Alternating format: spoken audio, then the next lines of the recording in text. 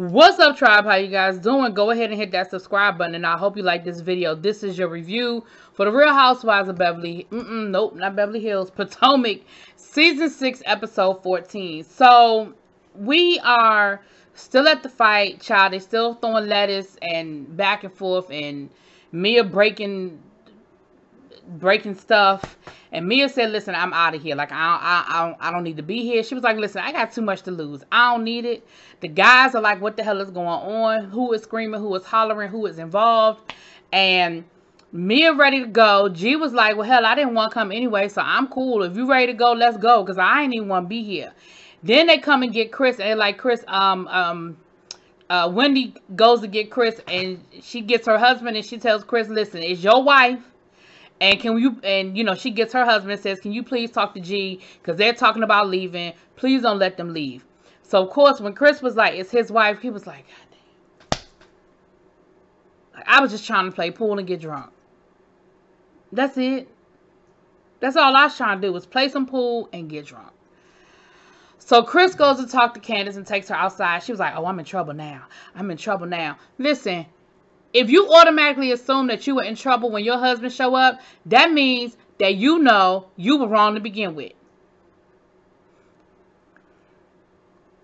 Then the ladies are talking to Mia, and they giving Mia that, don't you let nobody control you conversation. You don't leave until you're ready to leave. Don't let her make you leave. And Mia is like, listen, I just got too much going. I don't need this. I don't need to be disrespected like that. She was like, listen, Ashley can call me all the hoes she want. I don't even care about that. But leave my mother out of it. My mother's in a very fragile place. And I don't need my mother hearing about this or whatever. And if she relapses, then it's going to be a problem. But then I'm thinking to myself, but Mia, you have made your mother your whole storyline. You have made your relationship with your mother and the trauma and all that y'all went through and all of y'all family's deepest, darkest secrets. That has been your whole storyline. So let's be clear. I don't particularly care for what Ashley said, but if your mama starts having some issues, it might be because you made her talk about her worst mistakes and her worst moments on national TV, not because Candace threw a your mama at her. Because, listen, people can say what they want to say about the your mama, but it is just not that deep. It's not. So let's be clear. If your mama starts having some issues, it is not going to be because of Candace. Okay? So then Chris is outside talking to Candace, and he's trying to tell her basically, listen, can you please, like, the more you get upset, it's what that is letting people know that you do care. You keep saying that you don't care. She called the video low budget. Okay, fine. But you keep saying you don't care. But the madder you get and the more you react, what that tells people is that you do care. So why don't you go back in there and tell Mia, listen, I will respect you as long as you respect me, and let's move on. Candace won't even do that. She's like, I don't have nothing to say to her. I don't want to talk to her. It's whatever. So by this time, they convince Mia and G to stay. Everybody go to their rooms. You know, we got to see what the rooms look like. And then we see Range Rover number 1 and Range Rover number 2 come rolling through. I said, oh. Bravo called y'all and said, listen, if y'all don't show up, y'all not getting paid for the next 2 episodes. Is that what happened? Because y'all know if they not in the episode, baby, they don't get paid. Okay? And y'all barely got in the episode last week, all right? Bravo was being shady and showing us that y'all really won't doing shit instead of going on this trip. So here y'all come rolling through. And then y'all got the nerve to complain about the fact that y'all got the last room. Y'all was the last people to show up. It's not Wendy's fault that the room don't have no bathroom. But I do find it quite ironic that you looking for a bathroom, Giselle, after you had told Wendy that she wasn't welcome to use your damn bathroom.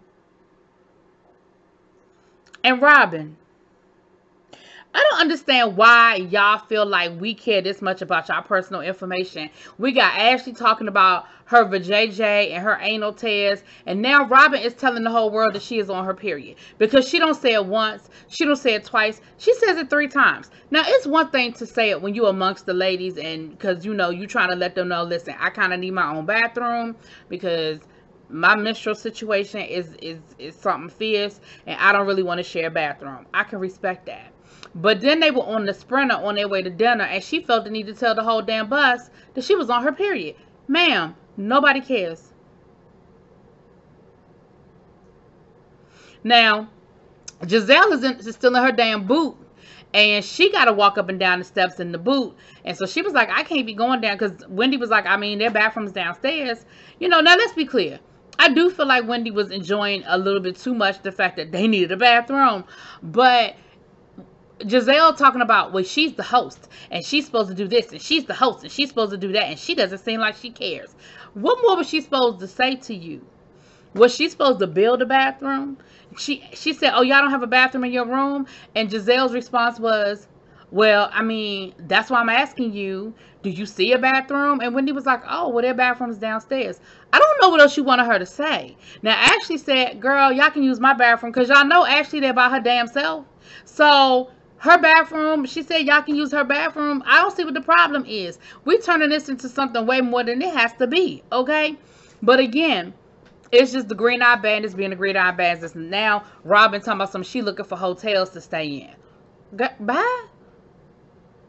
Go and stay at the hotel and drive your ass over whenever it's time to film a scene. All right. I don't think nobody would really give a damn. I mean, I know I wouldn't. So G ass is passed out because, you know, G been drinking all afternoon. G done passed out.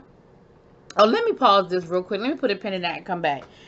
There was a point when all of this sort of got resolved. What is up with G and him sticking his tongue out at everybody?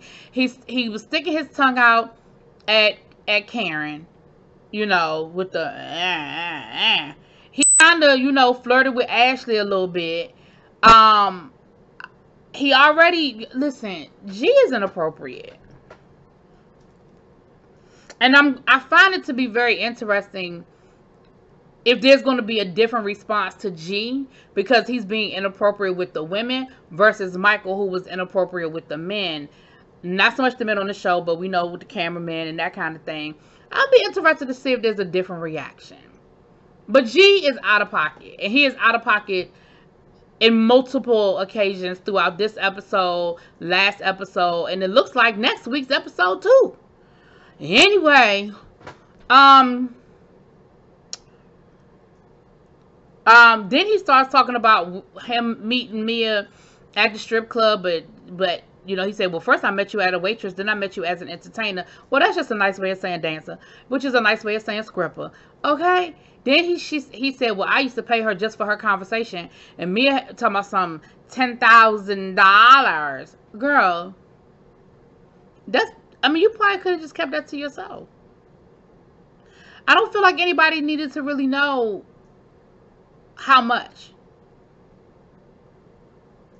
Because then that opens up the door to a whole slew of conversation.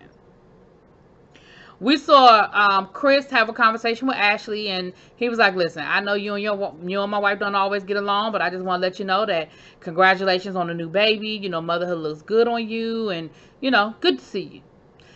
And so they had a good, you know, Ashley was like, well, it's good to know that that Chris can actually, you know, have a, you know, decent conversation. And which, of course, Ashley had to throw in there, well, you know, your wife said I was a wide load, and I didn't really feel too good about that, but okay. Girl. So now you snitching to her husband? You snitching? Anyway, Mia called her mama to check on the kids. Ashley tried to call Michael. Now, y'all know Bravo was being shady because they showed that Michael wasn't answering the phone. But then later on, Ashley said that she did talk to Michael. So, okay. Ashley also got through to them green-eyed bandits to let them know what had happened down to the salad bar in the kitchen, okay? So when they showed up, they knew that there had already been some sort of kerfuffle involving Candace and Mia, right? Of course, they wanted the details. They wanted to just figure out what was going on. And so they tried to have a conversation with Candace. And, of course, Candace tried to, you know, spin it and make it out to be, you know, that it was all Mia, and she made the comments, and they were like, yeah, but, you know, we actually been meaning to talk to you about the whole your mama thing. And Candace was like, yeah, you know, when I made the comments about her mama, I did not know. You know, I know now, and if I knew, I wouldn't have said what I said, but I didn't know. Now, I don't believe that. I don't believe Candace wouldn't have said what she said, because I think that when Candace is on go, I don't think she really gives a damn what comes out her mouth. Because with all of the nasty shit that Candace says out her mouth, you think that I think that that's the one thing that would make her stop? No, I don't. So anyway, they did try to talk to her about the mama thing, and at least on the surface she responded, whatever. So everybody is in the Sprinter on their way to dinner. Oh, I ain't even mean to rhyme like that. Okay. And on their way to dinner, child, because Karen learned about what tossing salads were. She didn't know, so she claimed. She learned about what teabagging was. She didn't know, so she claimed. And Ashley was like, girl, you don't stay married as long as y'all been married without, keeping the bedroom spicy. Now, that don't mean that people is teabagging and all of that. I mean, I don't know what people doing I don't know what people be doing in their bedroom, okay? But what was good was, it was good to see Karen and Giselle just having a good kiki, right? They were laughing and they were having a good little kiki in the back of the Sprinter, right? G is asleep. G was asleep. But they had the nerve. G woke up, and the minute G woke up, he starts talking about sex again and making some inappropriate comments. And even by his own admission, he talking about something, y'all should have left me sleep.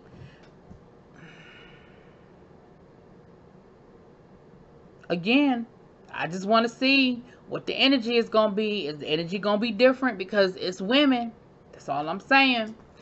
So the ladies get to dinner, and they sitting down, they're ordering, they're getting their orders in and stuff. And there's some guys, eating by themselves across the room. And Ashley is like, Giselle, look, it's a, bunch of guys over that table over there. What's up, And, Giselle was like, okay, well, I ain't really trying to, be flirting while I got this boot on. Like, that ain't sexy.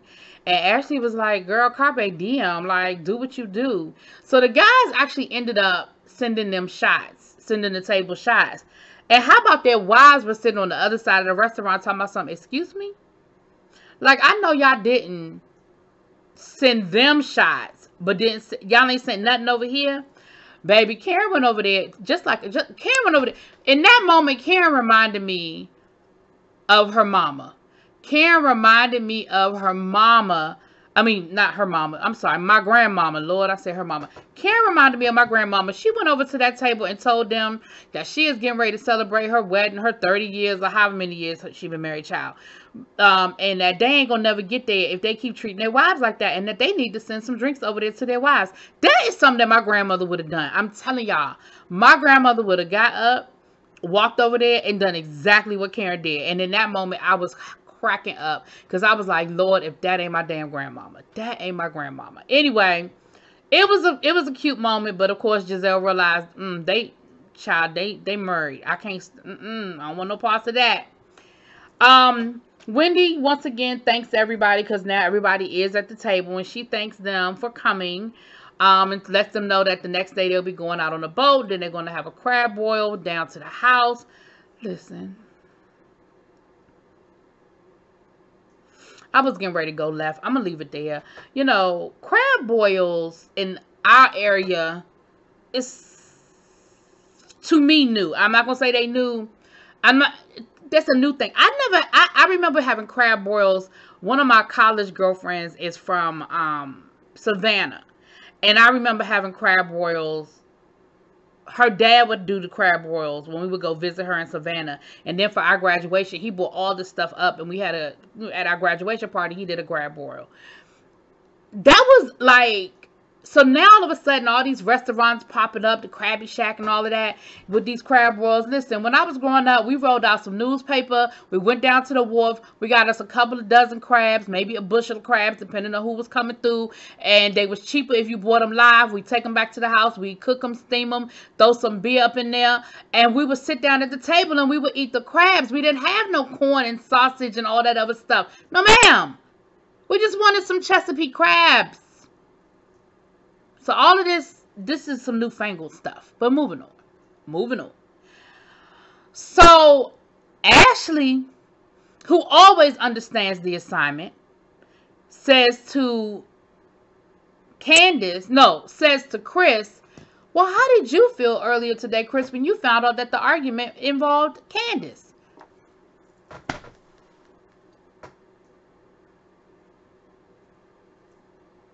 Ashley. Bone carrier stirring the pot.